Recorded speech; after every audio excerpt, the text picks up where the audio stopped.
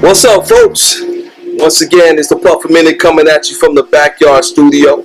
I'm your boy Mick. This is Jared. What's good, people? What's good, man? Yeah. Yo, Jay, it's been a minute, man, since we've been out here. Yeah. You know, in case you didn't know, we've been on hiatus for a couple of weeks. Spending some time with family and loved ones over the spring break period. But we back now. We back in the backyard. Time to get it going again, bro. Absolutely. Exactly.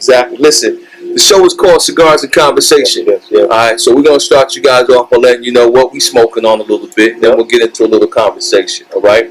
So your boy Mick has got this Rocky Patel this decade, right, the 10th anniversary edition. I was blessed with this when I was down in Florida last week. I'll let you guys know why I was down there last week here in a few. But shout out to my brother-in-law, Nate McCrae, man, who blessed me with this one right here, man. Love the Rocky Patel. Again, this is a very mild body smoke, man. Any time of day, it's just a staple, man. So again, if you're a cigar smoker, you already know about this one. You probably got one of my a few of these in your humidor right now. You know what I'm saying? Pairing that with a Corona, find your beach, man. Pre-Cinco de Mayo type of celebration. So this is what we do in Vegas, bro. Tell them what you got going today. Yeah, man. So went and checked out my boy over at Las Vegas Cigar Outlet. Shout out to Raj over there. Right. Always takes care of me. Yeah. And, largest humidor in Vegas, so he got a large selection. Yeah. Stuff that I've not tried before. Okay. I'm still pretty novice when it comes to cigar smoking. I'm an aficionado. I know what I like. But as far as what's out there, what's available, still learning different smokes and brands and what have you. But definitely seen a lot about this joint on Instagram, social media, on one of my favorite websites or what have you. So I wanted to check this out. This is actually the Joya de Nicaragua. Yeah. Throw that tongue, Nicaragua. Nicaragua. This is so you guys know on the show I always smoke Nicaraguas, getting in more into the blends, Habanos, and what have you that are mixed with Nicaraguan long fillers. But this is straight through and through Nicaraguan, wrapper, long filler, all that good stuff. And we were talking a little bit about this smoke. We thought to pull it out. Yeah. That this is actually one of the first smokes out of Nicaragua, right? The first, man. Yeah, the first. Joya de Nicaragua is the original brand for cigars coming from the Nicaragua market, right? So, and again, they've been around for a long time. They are, this is a staple brand, in the industry. And just recently, maybe a couple of years ago, I think they were bought out by Drew Estates. Okay. So, yeah. But definitely great smoke. Just getting into it, but I already love it. It's not hard to please me when it comes to Nicaraguans, but this is a really, really, really good premium smoke. If you guys are thinking about trying something, check this joint out. It's available all over the place, so check it out. If you can find it in your local humidors or what have you, go and buy one of these. It's a nice smoke. Absolutely. Yeah.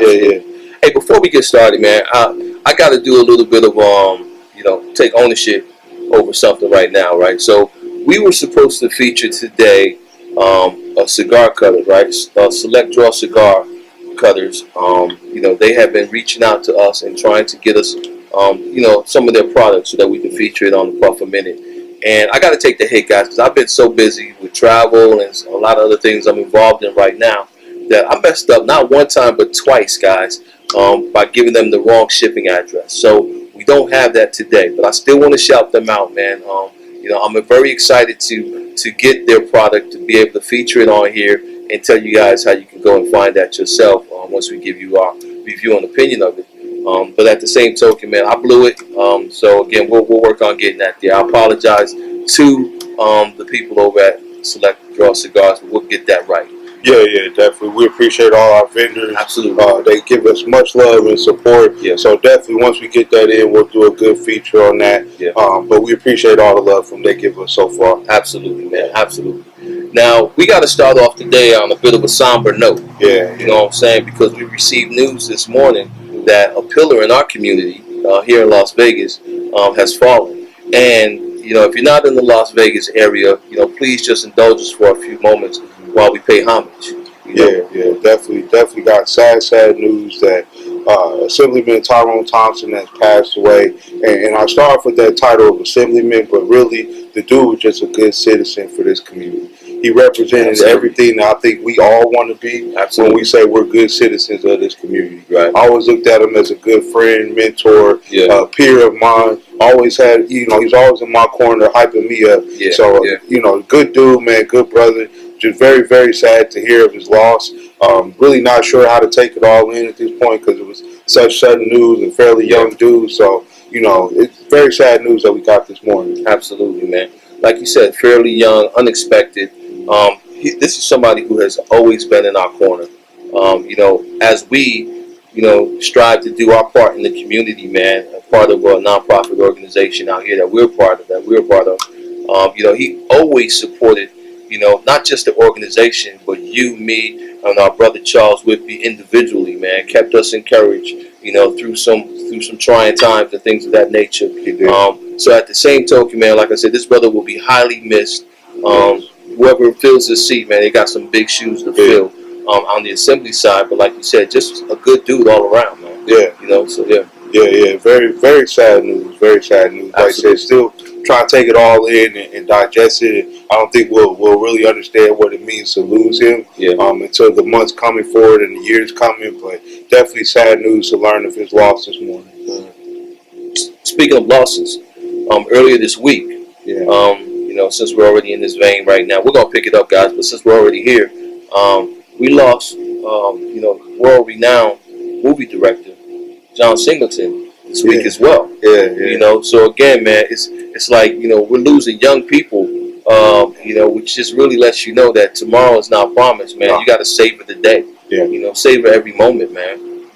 What you got to say about John Singleton? Man, my favorite movie, one of my favorites, I won't say my favorite, but one of my favorites, Boys in the Hood, man. It's just how progressive that film was in so many ways. And, looking on social media this week and what have you, and people posting different quotables and what have you from the movie. But one of my favorite scenes was always the scene where Trey's father took them to talk to them in front of the sign about what gentrification meant for the neighborhood and how gentrification was changing the landscape of what their neighborhood looked like. That was just a very progressive thought that many black people were not thinking of and not talking about at that time.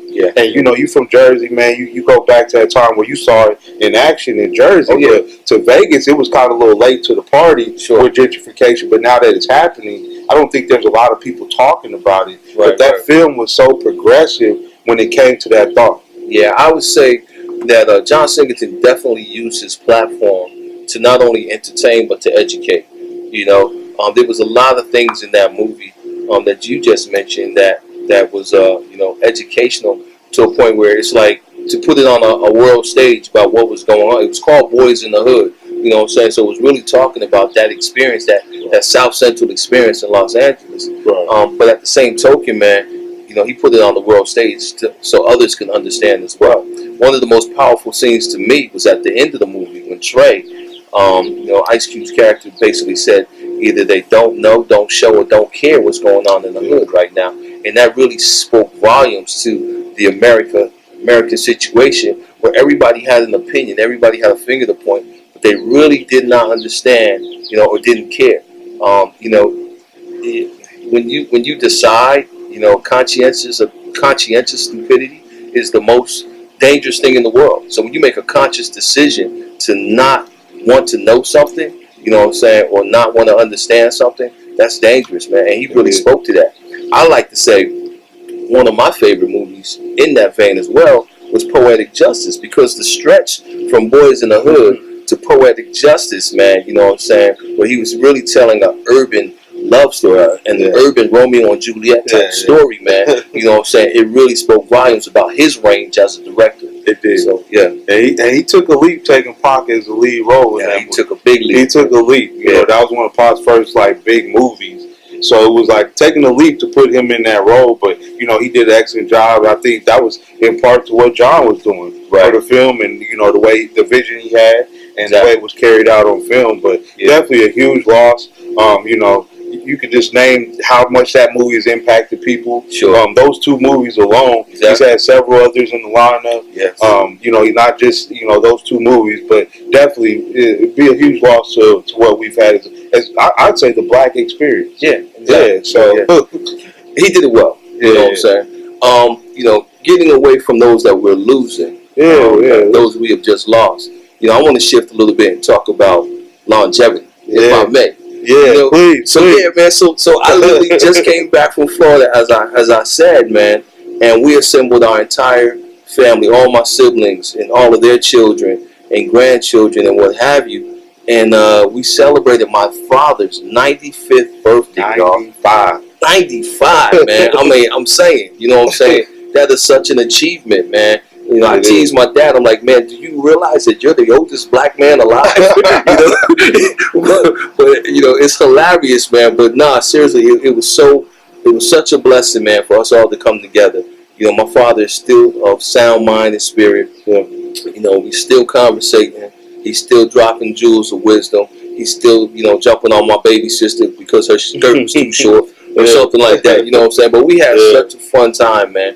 And then on Sunday we went and we had communion together with him as a family, man. And we just sat around and sang songs and, you know, and hymns and all of that type of stuff. It was awesome, you know.